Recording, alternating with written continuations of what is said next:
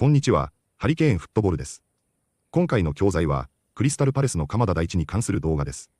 クリスタルパレスはカンファレンスリーグ第3節で、マイク・マセイヤ率いる AZ アルクマールと対戦し、3対1で快勝しました。鎌田大地は95分から途中出場し、安定したパフォーマンスを見せました。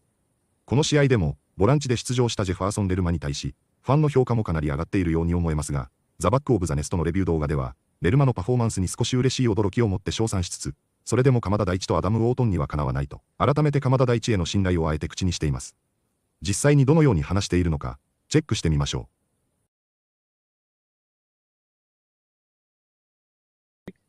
う。Yeah, we got Brighton next. That's going to be interesting. I mean, Lacroix did say, he's feeling a bit tired, but of course he's just coming off playing 90 minutes of football. But when you're looking at the amount of games that we played, especially recently, and Brighton having an advantage, is there any concerns from you going into that game about potential fatigue? The good thing is Kamada and Wharton, they didn't start today, and we still managed to win, so they should be fresh. What was all of that guffing I just heard with Chris about starting positions with Kamada? Kamada's been brilliant. The last few games, Kamada's been great. There's no worry there with Kamada. I think Wharton and Kamada are still our nailed on starting central midfielders. But yeah, if Max is saying he's feeling tired, I think that is a little bit of a cause for concern. Mark and Max, they play a lot of football. Max has played every minute, I think, hasn't he? Every minute of every game. Feels like it, yeah. The only player that's really been rotated that I can think of right now is Chris Richards for Canberra. Yeah. So they play a lot of football, these boys at the back. Luckily, they don't have to do as much running, but Mark gets up and down that pitch. Max gets what can I say about how much distance they cover in a game? But if Max is starting to say it does concern me a little bit. But I think something that goes our way as well is we are actually like leveling up as we play more football. It's like leveling up a Pokemon. Yeah, sure, our players are playing a lot of football, but they're also learning a lot more, and we're getting more comfortable with playing the game our way. And I think we're leveling up, and I just hope we don't get any injuries, like touch wood, because that would be a disaster. I want to get your take on this, D, because I wonder if we're going to see Lerma get some more minutes. Because two things I thought that were interesting. First, the long throws. He is now the long throw taker. Didn't see Chris. If Chris Richards was on the pitch, you didn't see Chris taking any long throws. It was all Jefferson Lerma, because this is flatter and it's more of a threat. And we, plant a center back up closer to the ball to get the flick on, and it was a threat every time. The other, and I don't know why, I think you said this, D, Glasner planted Lerma at the back post, and he must have hit the back post header like 3 or 4 times. Yeah, he was a target. Set pieces. He was a target. Yeah, to win the first ball, and it worked. I'm surprised we didn't score from it. He kept winning it every time. So I wonder if we're going to see more of that. I think Lerma significantly improved his chances of getting additional minutes these last 2 games. He's been brilliant. So what do you do if you're Glasner? Because I do think Kamada and Wharton is our best 2 in midfield. But I agree. Lerma adds something different when it comes to set pieces. I guess against Brighton, I think Kamada and Wharton probably make a bit more sense. And then if we're struggling to create chances, which I don't think we will be, because Brighton are not going to be sitting back, are they? So we saw it today against Alkmaar. We create chances. Even when teams sit back, I think he's gone kind of over the top. It's not like we struggle every single. It's just Larnaca, which we lost that game, and then questions were raised. Right. But Fredrikstad and Larnaca, that's the 2 games, and I think both of those games, it's not about teams sitting back. It was about the back 5. That was my main thing, rather than the team sitting back. So, what do you do if you're Glasner in the Brighton game? Lerma adds that, things, to set pieces, which we've been very good at, even today. I know. I hesitate to say this, but I do think it is an option. I'm not sure it's the option versus Brighton. I think he will play the strongest team he believes he can play. But I wouldn't mind seeing this. I would not mind seeing to give Max a rest and to give Mark a rest. I would not mind seeing Can we afford that against Brighton? No, I don't. Probably not. Probably not. But I'm just saying. That's the problem. Like, surely we've got one more game.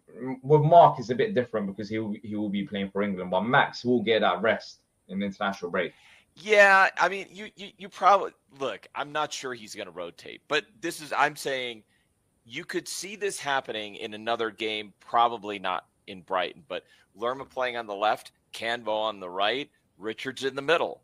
I don't think we would lose something, but I don't think we'd lose that much. I do not think you play Lerma. If you have Kamada and Wharton available, you definitely don't play Lerma over one of those two. But do you find ways to get Lerma into the game and get him some minutes? I think he's just shown you that he adds a dimension to the team that for me is welcome. I love that. I love that he is adding this dimension now. Yeah. And I think that's the right word to use because I did feel like there were questions about what can Lerma add to the side about a few weeks ago. We know he's very good off the ball, but on the ball he can be limited. But saying that, in set pieces, he offers something different to what any other midfielder offers to us, or mainly any other player on the team. So he does add it. So maybe I still start with Kamada and Wharton. I would too. I think I think they are. Have Lerma be that option. We can use Absolutely. that as a plan B if you do want to go set pieces, which is good. And he wasn't even too bad on the ball today. I thought he was decent. No, I thought he was good. Set pieces. I think set pieces kind of was his highlights because of how good he was in the air. But even when he was on the ball, last two games, not only today. 次は解説です。今回も難しいボキャブラリーはほとんどなく、過去解説したものがほとんどですが、早速本日の解説をチェックしてみましょう。What was all of that guffing I just heard with Chris?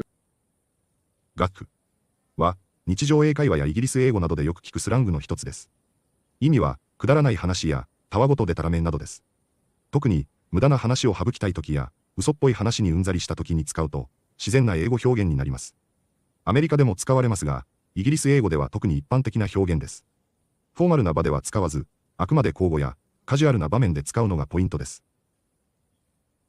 What was all of that guffing I just heard with Chris? What was all of that guffing I just heard with Chris? Still are nailed on starting central midfielders. ネイルドオンは、イディオム的に使われる表現で、間違いなくそうだや、確定的なといった意味を持ちます。例えば、サッカーの解説で、ヒースはネイルドオンスターターといえば、彼がスタメンなのは確実となります。この表現は、ネイル、つまり、釘が、物をしっかり固定することから転じて、固定された、つまり、間違いないというイメージです。イギリス英語で特によく使われますが、カジュアルな会話の中でも頻繁に登場します。絶対そうなるや、本命だなど、日本語でも強い確信を表す表現と同じ感覚で使えます。Still are nailed on starting central midfielders. Still are nailed on starting central midfielders. I think he's gone kind of over the top. Go over the top は何かをやりすぎたり、大げさにしすぎたりした時に使う表現です。例えば、人の反応が激しすぎたり、パーティーの準備にお金をかけすぎたりした時などに、それはちょっとやりすぎだよ、という意味で使います。また、怒り、感情表現、装飾、反応などの文脈でよく登場します。カジュアルな日常英会話からテレビドラマまで、幅広く使われる便利なイディオムです。シンプルに言えば、やりすぎだよと言いたい時の便利な一言です。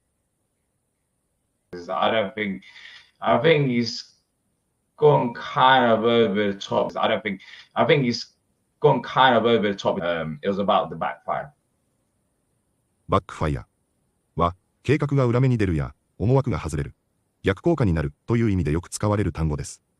もともとは、エンジンの逆化が語源で、そこから、意図とは逆の悪い結果になるという意味になりました。例えば、彼女を笑わせようとしたけど、かえって怒らせてしまったなど、良かれと思ってやったことが失敗に終わる状況で使え、口語でもビジネスシーンでも広く使われる単語です。簡単に言うと、裏目に出るや、墓穴を掘ると覚えると良いでしょう。It was about the backfire. It was about the backfire. He adds a dimension to the team that, for me, is welcome.